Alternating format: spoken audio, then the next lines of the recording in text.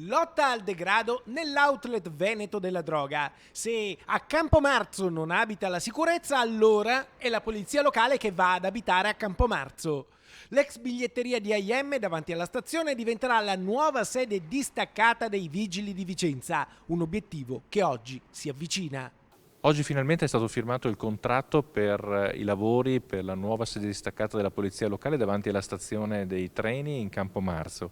Un obiettivo importante, un obiettivo raggiunto che ci eravamo prefissati fin dalla campagna elettorale, fin dall'inizio di questa amministrazione.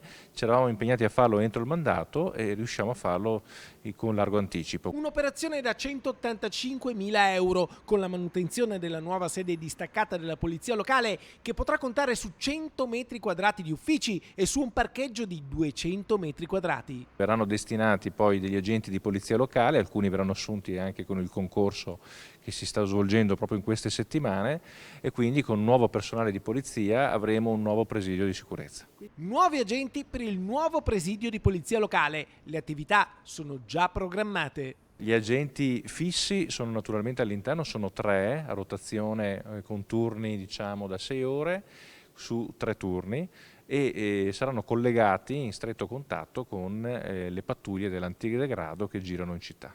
Lunedì verranno alzate le reti che circoscriveranno l'area dei lavori che si concluderanno alla vigilia dell'autunno e c'è già una data simbolo per l'inaugurazione. Per la festa degli 8 potremmo anche essere pronti.